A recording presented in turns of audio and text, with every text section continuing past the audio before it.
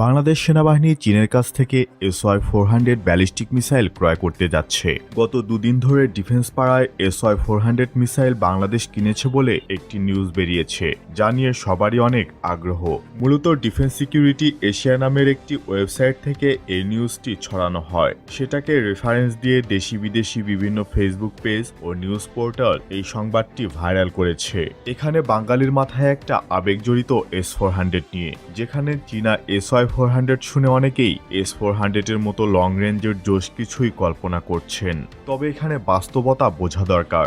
Bangladesh army কোনোদিনও এই system পরিদর্শন করেনি বা আগ্রহ প্রকাশ করেনি। বাংলাদেশ সেনাবাহিনী 2018-19 থেকেই টার্কিশ বোরা ট্যাকটিক্যাল মিসাইল সিস্টেম কেনার ব্যাপারে এগিয়ে যাচ্ছে এবং এখন পর্যন্ত সেটার ব্যাপারেই স্থায়ী পরিকল্পনা নিয়ে এগিয়ে যাচ্ছে।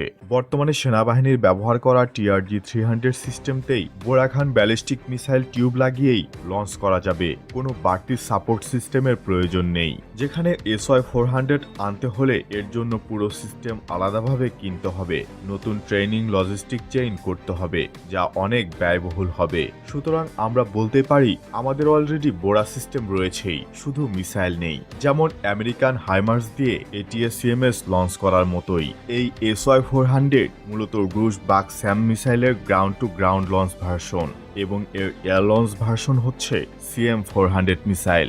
সুতরাং এটিকে প্রপার ব্যালিস্টিক মিসাইল বলা যাবে না। চাইনিজ SY-400 এবং টার্কিশ খান মিসাইলের স্পেসিফিকেশন দেখলেও আপনারা বুঝতে পারবেন SY-400 এ মাত্র 200 কেজি বা এর কম ওজনের ওয়ারহেড থাকে, যেখানে বোরাখান মিসাইল সিস্টেমে 470+ কেজির ওয়ারহেড যুক্ত।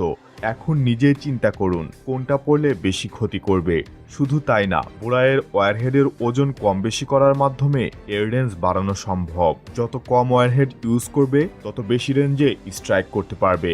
অফিসিয়ালি দুইটি সিস্টেমের রেঞ্জ 280 কিলোমিটার বলা হলেও দুটোই 300+ কিলোমিটার দূরে যায়। তবে বোরায়ের ক্ষেত্রে বেশি রেঞ্জে যাবে কারণ এর সাইজ SY-400 এর তুলনায় ডাবলের বেশি। ওয়ারহেড কমিয়ে রেঞ্জ 300+ কিলোমিটার করা সম্ভব। আর একটা গুরুত্বপূর্ণ বিষয়, SY-400 মিসাইল গাইডেন্স প্রোভাইড করে চীনা বাইডু জিপিএস দ্বারা, যা চীনের রিজনাল জিপিএস। এটা চীনের আশপাশ ভালোভাবে কভার করলেও অন্য দেশে তেমন ভালো পিন পয়েন্ট অ্যাকুরেসি দেবে গ্যারান্টি নেই। অন্যদিকে বোরাখান মিসাইলে NATO GPS plus GLONASS use করা হয়, ফলে পিন পয়েন্ট অ্যাকুরেসি পাওয়া সম্ভব।